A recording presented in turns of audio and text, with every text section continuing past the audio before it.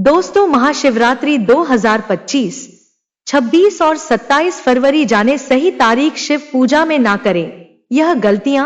आज हम इस वीडियो में आपको बताएंगे साल 2025 में महाशिवरात्रि कितनी तारीख को है, पूजा व पारण का शुभ मुहूर्त, पूजा विधि और इसके नियमों के बारे में। दोस्तों, इस वीडियो में हम आपको बताने वाले हैं कि महाशिवरात्रि के दिन आपको क्या क्या खाना है और क्या क्या आपको नहीं खाना है। इस वीडियो में हम आपको विस्तार से यह जानकारी बताएंगे कि शिवरात्रि के दिन ऐसी कौन सी चीज शिवलिंग पर चढ़ा देना है या फिर ऐसी कौन सी चीज आपको खा लेना है जिससे आपको लाभ ही लाभ हो, आपको धन दौलत की प्राप्ति हो। इसलिए आप इस वीडियो को अंत तक जरूर देख लेना। मानकर चलिए, अगर आप इस वीडियो को अंत तक देख लेते हैं तो मैं महादेव की सौगंध खाता हूँ कि आपकी जो कोई मनोकामना है वह पूर्ण ना हो जाए तो मुझे बताना। दोस्तों, यह उपाय अभी तक हम लाखों और करोड़ों व्यक्तियों को बता चुके हैं, इसलिए इस उपाय को आपको भी हम बता रहे हैं।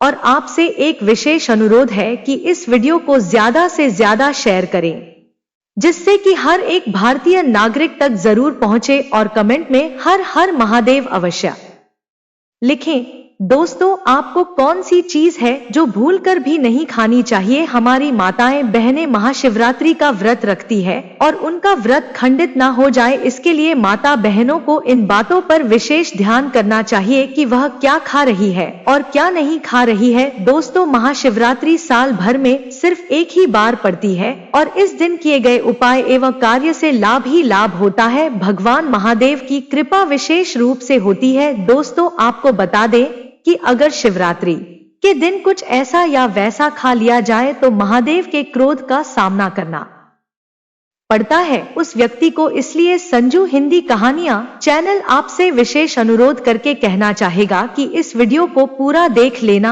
और यह अच्छे से जान लेना कि महाशिवरात्रि के दिन आपको क्या खाना है और क्या नहीं खाना, क्योंकि एक छोटी सी गलती महादेव को आपसे रुष्ट करा सकती है और एक छोटा सा कार्य आपको महादेव के करीब ला सकता है। महादेव की कृपा प्राप्त करने के लिए शिवरात्रि का पर्व साल का सबसे बड़ा पर्व माना जाता है। इस दिन व्रत किया जाता है। दोस्तों, यह साल भर का सबसे बड़ा पर्व होता है महादेव को प्रसन्न करने का। और इस दिन दोस्तों हम आपको विशेष रूप से बताएंगे कि सबसे पहले हम इस वीडियो में बताएंगे आपको कि महाशिवरात्रि के दिन आपको कौन सी चीज अवश्य खाना है और कौन सी चीज भूलकर भी नहीं खाना है। दोस्तों, जिससे आपको महादेव की कृपा ही कृपा प्राप्त हो और आपकी हर एक मनोकामना इस दिन पूर्ण करने का महा उपाय भी बताने वाले हैं।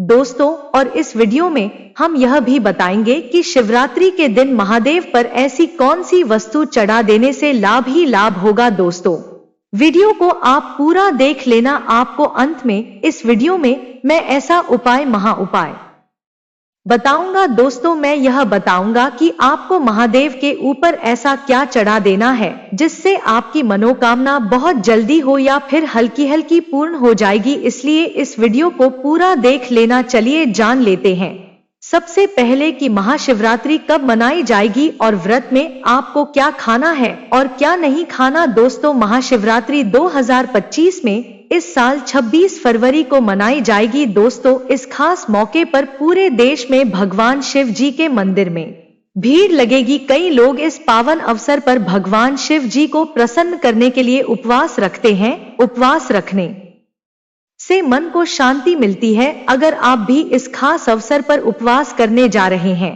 तो अपनी सेहत का विशेष ध्यान रखें। साथ ही इस बात का ध्यान रखें कि इस अवसर पर क्या खाएं और क्या ना खाएं। आज हम आपको इस लेख में व्रत के दौरान क्या खाना चाहिए और क्या नहीं खाना चाहिए के बारे में विस्तार से बताएंगे। आइए जानते हैं शिवरात्रि पर क्या खाएं और क्या ना खाएं, शिवरात्रि के व्रत में क्या ना खाएं। दोस्तों, इस वीडियो के अंत में मैं आपको यह भी बताऊंगा कि आप महादेव पर ऐसी कौन सी चीज चढ़ा देते हैं जिससे महादेव आपसे सबसे जल्दी प्रसन्न न हो जाते हैं और मनोवांछित फल प्रदान करते हैं। आइए जानते हैं। दोस्तों, चाहे कुछ भी हो जाए, महाशिवरात्रि के दिन मांस मदिरा का सेवन गलती से भी मत करना। नहीं तो आपके साथ कुछ भी हो सकता है। महाशिवरात्रि के दिन देर तक कभी ना सोए, इससे आपका भाग्य बिगड़ सकता है। भगवान भोलेनाथ क्रोधित हो सकते हैं। महाशिवरात्रि के दिन दाल चावल या गेहूं से बने पकवान नहीं खाना चाहिए। इस दिन आप सिर्फ फल, दूध, चाय और कॉफी ले सकते। दोस्तों, अगर आप भगवान भोलेनाथ जी को प्रसन्न करना चाहते हैं तो इस दिन काले कपड़े भूलकर भी मत पहनना। इस दिन जितना ज्यादा हो सके भगवा रंग या लाल रंग का ही कपड़ा पहने, बहुत ही शुभ और मंगलकारी माना जाएगा। इस दिन गलती से भी पति पत्नी शारीरिक संबंध भूलकर भी ना बनाएं, अन्यथा भगवान भोलेनाथ के क्रोध का सामना आपको करना पड़ेगा। इस दिन जितना ज्यादा हो सके दान करें। भगवान भोलेनाथ को अगर खुश करना है तो यह बातें गांठ बांध ले। दोस्तों, यह पाप कभी मत करना। महाशिवरात्रि के इस पावन अवसर पर शिवलिंग पर भूलकर भी यह चीजें मत चढ़ाना, नहीं तो जिंदगी भर आपको किसी बड़ी परेशानी का आपको सामना करना पड़ सकता है। आपका व्रत टूट भी सकता है। भगवान भोलेनाथ अत्यंत क्रोधित हो सकते हैं, जान लीजिए। नहीं तो आपके व्रत रखने का कोई भी फायदा नहीं। तो चलिए जानते हैं। दोस्तों, नंबर 1, तुलसी। पौराणिक कथाओं के मुताबिक तुलसी को माता लक्ष्मी जी का स्वरूप माना जाता है। माता लक्ष्मी जी भगवान विष्णु जी की पत्नी है। भगवान विष्णु शालिग्राम की पूजा में ही तुलसी का प्रयोग किया जाता है। ऐसे में शिवलिंग पर तुलसी का प्रयोग वर्जित है। यह आपको पाप का भागीदार बना सकता है। ऐसा अनर्थ कभी मत करना। दोस्तों, नंबर 2, सिंदूर एक प्रकार से श्रृंगार की वस्तु है जो सभी देवियों को चढ़ाया जाता है, परंतु भगवान भोलेनाथ बैरागी है और वह महाकाल है, इसीलिए उन्हें सिंदूर नहीं चढ़ाया जाता है। ऐसा पाप आप कभी मत करना। दोस्तों, नंबर 3, शिवरात्रि के पावन अवसर पर जितना ज्यादा हो सके आपको भगवा रंग पहनना चाहिए। भगवान भोलेनाथ अति प्रसन्न होते हैं। इस दिन काले कपड़े पहनने से बचना चाहिए और मंदिर में काले वस्त्र पहनकर कभी प्रवेश ना करें। दोस्तों, नंबर 4, हल्दी। सभी देवी देवताओं की पूजा में हल्दी का उपयोग किया जाता है, लेकिन कुछ का मानना है कि विनाश के देवता भगवान भोलेनाथ जी को अर्पित नहीं करना चाहिए, क्योंकि हल्दी सौभाग्य का प्रतीक है। दोस्तों, 5 के केत के फूल। पौराणिक कथाओं के मुताबिक केतकी के फूल भी शिवलिंग पर नहीं चढ़ाना चाहिए, क्योंकि एक बार केतकी के फूल भगवान ब्रह्मा के झूठ में साथ दिया था। यह बात जानकर भगवान भोलेनाथ ने क्रोध में आकर केतकी के फूल को श्राप दे दिया। दोस्त, तो नंबर 6, नारियल पानी। एक पौराणिक मान्यताओं के अनुसार ऐसा कहा जाता है कि शिवलिंग पर नारियल पानी नहीं चढ़ाना चाहिए, क्योंकि यह शुभ नहीं माना जाता। दोस्तों, नंबर 7, शंख जल। भगवान भोलेनाथ ने शंखचूर्ण नाम के असुर का वध किया था। शंख को उसी असुर का प्रतीक माना जाता है जो भगवान विष्णु का भक्त था, इसीलिए विष्णु भगवान की पूजा शंख से होती है, शिव की नहीं।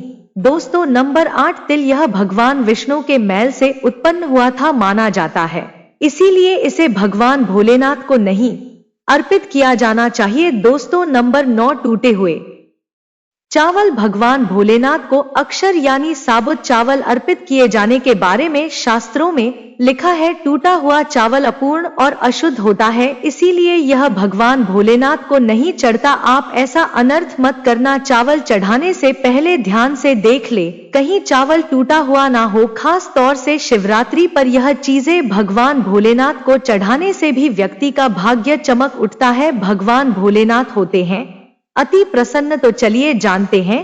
दोस्तों, नंबर 11, गंगाजल। भगवान विष्णु के चरणों से निकली और भगवान भोलेनाथ की जटा से धरती पर उतरी है, इसीलिए सभी नदियों में गंगा परम पवित्र। गंगा जल से भगवान भोलेनाथ का अभिषेक करने से मानसिक शांति और सुख की प्राप्ति होती है। दोस्तों, नंबर 12, गन्ने का रस और का प्रतीक माना जाता है। शास्त्रों में इसे बहुत ही पवित्र माना गया है। प्रेम के देवता कामदेव का धनुष गन्ने से बना है। देव प्रबोधिनी एकादशी के दिन गन्ने का घर बनाकर भगवान विष्णु की देवी तुलसी की पूजा की जाती है। दोस्तों, नंबर 13, 3 पत्तों वाला बेलपत्र। 3 पत्तों वाला बेलपत्र जो कटा फटा नहीं हो, ऐसा भगवान भोलेनाथ को चढ़ाएं। 3 पत्तों वाला बेलपत्र त्रिदेव ब्रह्मा विष्णु महेश का प्रतीक माना जाता है। महाशिवरात्रि के अवसर पर बेलपत्र अर्पित करने से शिवलोक की प्राप्ति होती है, ऐसा ग्रंथों में बताया गया है। दोस्तों, नंबर 14, धतूरे का फूल। धतूरे के फल के समान धतूरे का फूल भी भगवान भोलेनाथ को प्रिय है। इसका कारण यह है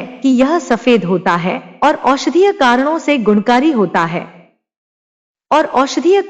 गुणकारी होता है। मानसिक शांति के लिए धतूरे के पुष्प को शिवलिंग पर अर्पित करें। दोस्तों, नंबर 15, चांदी के नाग नागिन के जोड़े की ग्रहों के अशुभ प्रभाव के कारण घर में सुख शांति की कमी और आर्थिक परेशानियों को दूर करने के लिए महाशिवरात्रि के अवसर पर भगवान भोलेनाथ को नाग नागिन के जोड़े समर्पित करें।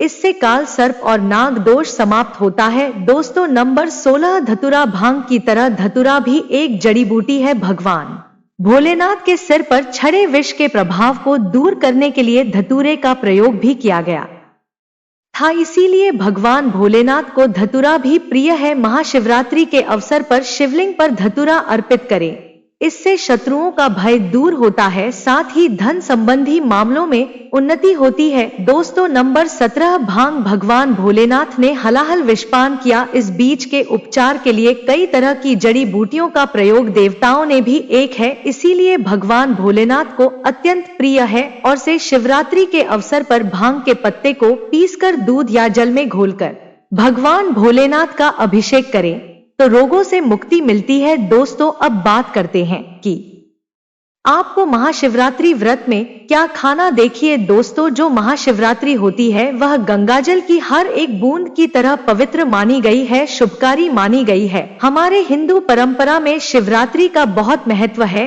और यह पर्व फाल्गुन मास के कृष्ण पक्ष की चतुर्दशी को मनाया जाता है। भगवान भोलेनाथ भोले भंडारी है, वे एक लोटा जल से भी प्रसन्न हो जाते हैं, मात्र एक बेलपत्र से भी अति प्रसन्न हो जाते हैं। लेकिन भगवान भोलेनाथ शीघ्र ही गुस्सा भी हो जाते हैं। जहां भगवान भोलेनाथ को कुछ चीज प्रिय है तो वही कुछ चीज आप यह भी है। कुछ चीज ऐसी है जिनका भगवान भोलेनाथ की पूजा में अगर इस्तेमाल ना किया जाए तो भगवान भोलेनाथ का पूजन अधूरा रह जाता है। वही कुछ चीजें ऐसी होती हैं जो अगर अनजाने में आप भगवान भोलेनाथ को अर्पित कर देंगे तो उससे भगवान भोलेनाथ आपसे रुष्ट हो जाएंगे। इसलिए भगवान भोलेनाथ की पूजा करते समय कुछ बातों का विशेष ध्यान रखना चाहिए। आज के इस वीडियो में हम आपको बताएंगे कि महाशिवरात्रि के पावन पर्व पर क्या करें, क्या ना करें, कौन सी ऐसी वस्तुएं हैं जो भगवान भोलेनाथ को अति प्रिय है और कौन सी ऐसी वस्तु है जो भगवान भोलेनाथ को बिल्कुल भी प्रिय नहीं है और कौन सी वस्तु है जो भगवान भोलेनाथ को भूल से भी अर्पित नहीं करना चाहिए। दोस्तों, सबसे पहले जानते हैं कि महाशिवरात्रि के पावन पर्व पर क्या करना चाहिए जिससे कि भगवान भोलेनाथ और माता पार्वती का आशीर्वाद आपको प्राप्त हो। महाशिवरात्रि के दिन भगवान भोलेनाथ की पूजा सफेद या लाल रंग के वस्त्र धारण करके ही करें। सफेद और लाल रंग के वस्त्र धारण कर भगवान भोलेनाथ का पूजन करना बहुत ही शुभ माना जाता है। यदि संभव हो तो इस दिन पूजा में बिना सिले हुए वस्त्र पहने महाशिवरात्रि के पावन पर्व पर भगवान भोलेनाथ के शिवलिंग का पूजन अवश्य ही करें। शास्त्रों के अनुसार महाशिवरात्रि के दिन ही भगवान भोलेनाथ शिवलिंग के रूप में प्रकट हुए, इसलिए इस दिन शिवलिंग का पूजन करना सबसे ज्यादा श्रेष्ठ माना जाता है। शिवलिंग का पूजन करने से भगवान भोलेनाथ और माता पार्वती की असीम कृपा प्राप्त होती है। वैसे तो महाशिवरात्रि पर भगवान भोलेनाथ का पूजन रात्रि के चारों पहर में किया जाता है। दोस्तों, इस बार पंचांग के अनुसार फाल्गुन माह के कृष्ण पक्ष की चतुर्दशी तिथि की शुरुआत 26 फरवरी रात में 9:47 से होगी। इस तिथि का समापन अगले दिन 27 फरवरी शाम 6:01 पर होगा। महाशिवरात्रि व्रत के दिन भगवान भोलेनाथ जी की उपासना निश्चिता काल में की जाती है, इसलिए महाशिवरात्रि व्रत इस साल 26 फरवरी 2025 शुक्रवार के दिन रखा जाएगा। दोस्तों, अब बात करते हैं कि आप लोग किस पहर में कितने समय पूजन कर सकते हैं। प्रथम पहर पूजन समय 26 फरवरी को शाम 6:02 से शुरू होगा और समापन रात 9:28 को होगा। दूसरा पहर पूजन समय 26 फरवरी को रात 9:28 से शुरू होगा और समापन 27 फरवरी को रात 12:31 पर होगा। तीसरे पहर पूजन समय रात 12:31 से शुरू होगा और समापन सुबह 3:34 पर होगा। दोस्तों, महाशिवरात्रि का मतलब है भगवान भोलेनाथ का रात्रि के समय पूजन करना। इससे भगवान भोलेनाथ अतिशीघ्र ही प्रसन्न हो जाएंगे और आपको मनचाहा वरदान देंगे। महाशिवरात्रि पर भगवान भोलेनाथ के साथ माता पार्वती जी की पूजा भी अवश्य ही करें। ऐसा करने से आपको भगवान भोलेनाथ के साथ माता पार्वती जी का भी आशीर्वाद प्राप्त होगा। शिवरात्रि के दिन भगवान भोलेनाथ का शिवलिंग पर बेलपत्र अवश्य ही अर्पित करें। बेलपत्र भगवान भोलेनाथ को अति प्रिय है। बेलपत्र के बिना भगवान भोलेनाथ का पूजन अधूरा माना जाता है। बेलपत्र एक पत्ता नहीं माना जाता, एक शाखा में जो 3 पत्ते जुड़े हैं उन्हें बेलपत्र कहा जाता है। एक शाखा में 3 जुड़े हुए बेलपत्र ही शिवलिंग पर अर्पित करें और चंदन से उस पर ओम नमः शिवाय लिख करके अर्पित करें। ऐसा करने से भगवान भोलेनाथ की कृपा प्राप्त होती है। महाशिवरात्रि के दिन भगवान भोलेनाथ को पूजा में अक्षत अर्पित करें।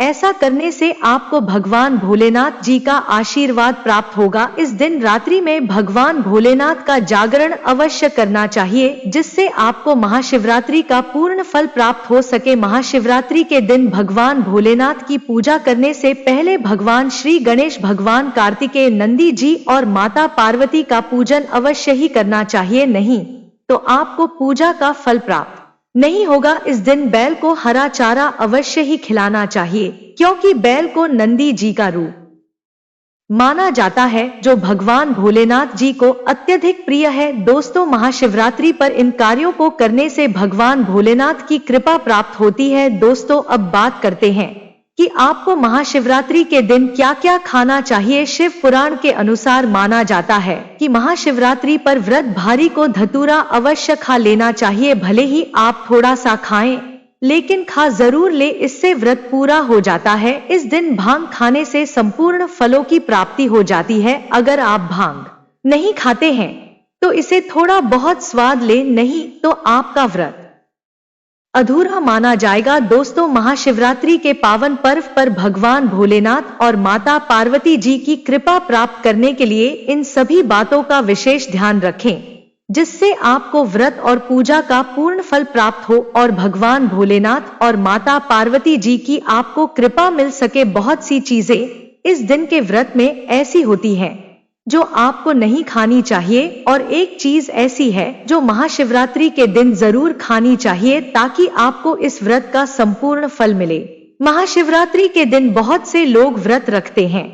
एक बेला उपवास रखकर कई लोग साथ भी भोजन करते हैं। महाशिवरात्रि का व्रत अगर आप रखते हैं तो ध्यान रखें, शरीर में पानी की कमी ना हो, इसके लिए अनार या संतरे के जूस का सेवन कर सकते हैं, लेकिन गन्ने का जूस मत पीजिए। महाशिवरात्रि के दिन फलाहार में सेब, संतरा, पपीता, केला, खीरा वगैरह खा सकते हैं।